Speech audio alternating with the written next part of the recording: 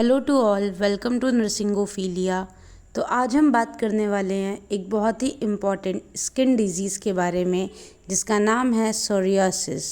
तो सोरियासिस पहले क्या होता है हम इसके बारे में जान लेते हैं। सोरियासिस एक क्रॉनिक ऑटो इम्यून कंडीशन है जिसमें रैपिड स्किन प्रोडक्शन होता है जिसकी वजह से स्किन में स्केलिंग हो जाती है और स्किन सरफेस के ऊपर आपको सिल्वर वाइट कलर की स्केलिंग साथ में इन्फ्लामेशन जो कि पैचेस लाइक स्ट्रक्चर में होता है वो प्रेजेंट रहता है। वैसे तो सोरियासिस कंटेजियस नहीं है। कंटेजियस का मतलब कि ये एक पर्सन से दूसरे पर्सन में नहीं फैलती है, बट ये वेरी कर सकती है कि सोरियासिस कितना सीवियर है और कितना डेंजरस है। तो हम देखते हैं एक बार एक इमेज सोरियासिस की कि सोरियासिस कैसा दिखता है और सोरियासिस किस तरीके से हम देख सकते हैं अपने स्किन के ऊपर और पता कर सकते हैं। सो ये सोरियासिस की इमेज है, आप देख सकते हैं इसमें कि कैसे रेडनेस और इन्फ्लामेशन है। तो आइए अब हम पढ़ते हैं कि सोरियासिस के क्या क्या टाइप्स होते हैं। सबसे पहला है आपका प्लेग सोरियासिस। प्लेग सोरियासिस सबसे सामान्य प्रकार का है जो कि आपके उभरे रेड पैचेस की तरह दिखते हैं। ये आपके सिल्वर वाइट स्केल्स में प्रेजेंट होते हैं। यह नॉर्मली पूरी बॉडी में कहीं पर भी पाए जा सकते हैं, बट ज़्यादातर ये आपके सिर की त्वचा के ऊपर या फिर आपके थोरैक्स पार्ट पर या फिर आपके जो एल्बो साइड है या नी साइड है वहाँ पर आपको नॉर्मली प्लेग सोरियासिस देखने को ईजिली मिल सकता है। ये प्लेग सोरियासिस की आपकी इमेज है, आप देख सकते हैं कि इसमें कैसे वाइट स्केल्स बने हैं। नेक्स्ट है आपका ग्यूटेट सोरियासिस। ये आपका नॉर्मली ज़्यादातर चिल्ड्रंस या यंग एडल्ट्स के बीच में पाया जाता है। इसमें आपके स्मॉल रेड डॉट्स की तरह ये दिखते हैं। ये आपके टॉर्सो या लिम्स पर पाए जा सकते हैं। Outbreak in triggered by an upper respiratory tract. वैसे तो ये ज़्यादातर आपके लिम्स या टर्सल्स वगैरह पर ही पाए जाते हैं, लेकिन कई बार ये आप रेस्पिरेटरी ट्रैक्ट या फिर आप अपर थोरेसिक पार्ट में भी देख सकते हैं। ये रही अब मैं आपको एक इमेज दिखाती हूँ। तो ये रही आपकी इमेज जिसमें आप देख सकते हैं कि ये सोरियासिस किस तरीके से आपके क्लस्टर्ड नहीं होते हैं, ज़्यादातर इंडिविजुअली स्कैटर्ड होते हैं और आपको ये ज़्यादातर पीठ पर या थोरैक्स पे या फिर आपको ये टार्सल्स लिम्स वगैरह पे देखने को ईजिली मिल सकते हैं। और ये याद रखिएगा कि ये चिल्ड्रन में सबसे कॉमन होते हैं। नेक्स्ट है आपके पिस्चुलर सोरियासिस। पिस्चुलर सोरियासिस जो है वो नाम से ही पता चल रहा है कि इसके अंदर आपका पस फिल्ड होता है जो कि आपका बम्स फॉर्म करती है। बम्स मतलब स्किन से थोड़ा सा उभरा हुआ फॉर्म करती है। जहाँ पर भी ये बम्स फॉर्म करते हैं उसके आसपास की स्किन रेड कलर अपीयर होती है। ये ज़्यादातर हैंड और फीट को अफेक्ट करती है। ये बहुत ज़्यादा पेनफुल होता है पस फॉर्म की वजह से और इन्फेक्शियस भी होता है।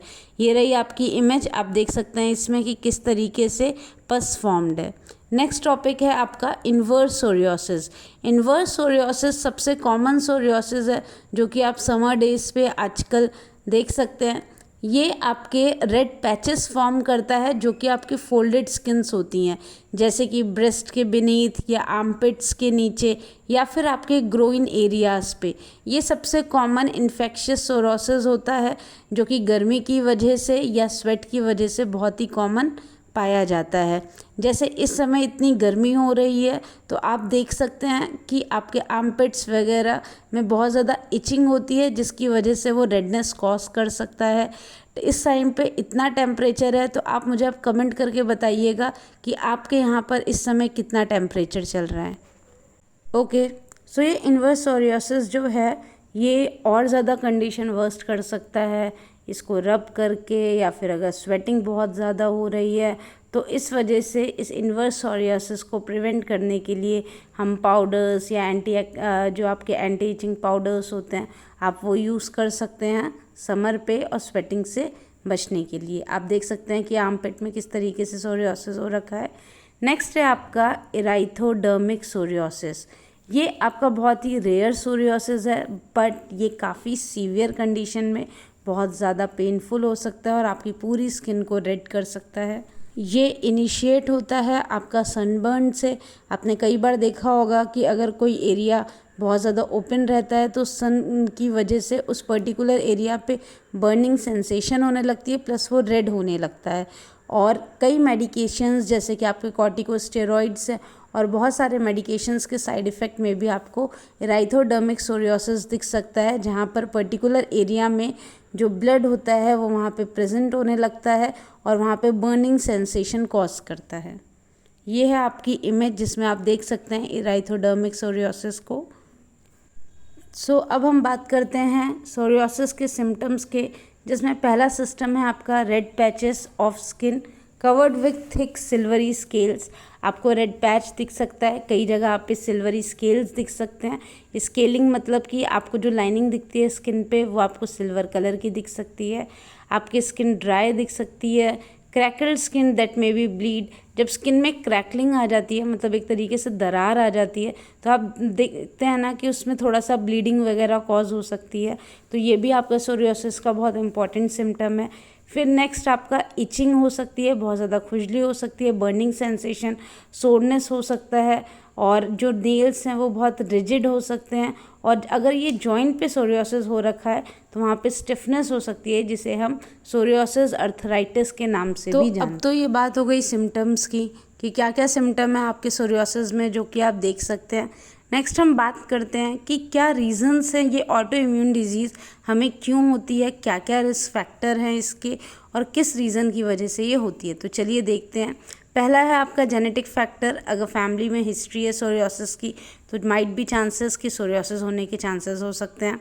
इम्यून सिस्टम, क्योंकि ये ऑटो इम्यून डिसऑर्डर है तो अगर टी सेल्स पे अटैक होते हैं और हेल्दी स्किन सेल्स आपके रप्चर होते हैं या फिर उसमें इन्फ्लामेशन होता है तो भी ये डिजीज़ कॉज हो सकती है। बहुत सारे इन्वायरमेंटल ट्रिगर्स हैं जैसा कि मैंने आपको अभी बताया ही, जैसे कि आपका स्ट्रेस हो गया या किसी स्किन पर आपके कहीं पर इंजरी हो गई है या इन्फेक्शन हो गया है या जैसे आपके बहुत सारे मेडिकेशन, आपका सनबर्न, इन सारी चीज़ों पे भी ये सोरियोसिस कंडीशन हो सकती है। हमें इसको प्रिवेंट करने के लिए बेसिकली ध्यान रखना होता है कि स्किन इंजरी अगर कहीं पर है तो वहाँ पे तुरंत आप एंटीसेप्टिक क्रीम्स वगैरह लगाएं। कोई इन्फेक्शन हो रहा है तो आप पाउडर्स वगैरह यूज़ कर सकते हैं और बहुत सारे ऐसे मेडिकेशंस हैं जो कि हम सोरियोसिस को इनिशियल स्टेज पर ही प्रिवेंट कर सकते हैं। अब बारी है हमारे डायग्नोसिस की, तो देखते हैं कि सोरियोसिस के डायग्नोसिस के लिए हम बेसिकली फ़िज़िकल एग्जामिनेशन करते हैं स्किन का, एपिडर्मल स्किन का, और कुछ केसेस में हम स्किन की बायोप्सी भी परफॉर्म करते हैं कंफर्म करने के लिए कि ये जो कंडीशन है ये सोरियोसिस की ही है या फिर कोई अदर स्किन डिजीज़। होपफुली आपको ये वीडियो पसंद आ रही होगी। अगर आपको ये लेक्चर पसंद आ रहा है तो प्लीज़ मेरे चैनल को सब्सक्राइब करें, लाइक करें और इस वीडियो पे अपने अच्छे अच्छे कमेंट करिए ताकि मैं और मोटिवेट होकर के और वीडियोस बना सकूं। और साथ ही आप लोग टॉपिक भी लिख सकते हैं, आपको किस टॉपिक पे वीडियो चाहिए। नेक्स्ट जो भी ज़्यादा टॉपिक होंगे उसी टॉपिक पे मैं वीडियो कंसर्न कर सकती हूँ। तो अब हम बात करते हैं ट्रीटमेंट की। ऑब्वियसली स्किन डिजीज़ है तो इसमें आप टॉपिकल ट्रीटमेंट प्रोवाइड करेंगे, जैसे कि कॉर्टिकोस्टेरॉइड्स हम ऑइंटमेंट्स वगैरह यूज़ कर सकते हैं, विटामिन डी यूज़ कर सकते हैं, रेटिनॉइड्स मॉइस्चराइज़र यूज़ कर सकते हैं क्योंकि स्किन बहुत ड्राई स्केली हो जाती है। आप फोटोथेरेपीज़ यूज़ कर सकते हैं क्योंकि ये स्वेटिंग वगैरह की वजह से होता है, तो नॉर्मली अल्ट्रावायलेट रेडिएशंस वगैरह का यूज़ हम कर सकते हैं। नेक्स्ट है हमारा सिस्टमिक मेडिकेशन, जैसे कि मेथोट्रेक्सेट, साइक्लोस्पोरिन, बायोलॉजिक्स, ये सारी चीज़ें हम यूज़ कर सकते हैं। And last but not the least lifestyle modification, जिसमें stress reduction, maintaining skin hydration, avoid triggers, जैसे कि मैंने आपको पहले ही बताया था उसमें स्ट्रेस वगैरह अवॉइड करना, तो ये सारी चीज़ें, इन्वायरमेंटल फैक्टर्स अवॉइड करना, सनबर्न अवॉइड करना, तो इन सारी चीज़ों की वजह से सोरियोसिस से हम प्रिवेंशंस पा सकते हैं। तो बस आज के लिए इतना ही। ये आपके सारे के सारे सोरियोसिस की डिजीज़ कंडीशन थी, टाइप्स थे उसकी, डायग्नोसिस प्लस आपके ट्रीटमेंट्स थे। होपफुली आपको ये वीडियो पसंद आई हो। अभी तक थोड़ा सा मैं इरेगुलर थी अपने चैनल पे, but I will try my best कि अब मैं रेगुलर हो जाऊँ। थोड़ा सा फ्लक्चुएशंस हो गई थी जॉब पे और बाकी सारी चीज़ों पे, बट नेक्स्ट टाइम से अब मैं वीडियोस कोशिश करूँगी रैंडमली जल्द से जल्द लेकर आने की। बस आप लोग मुझे उसके लिए टॉपिक्स बताते रहिएगा। Thank you, stay tuned with my channel.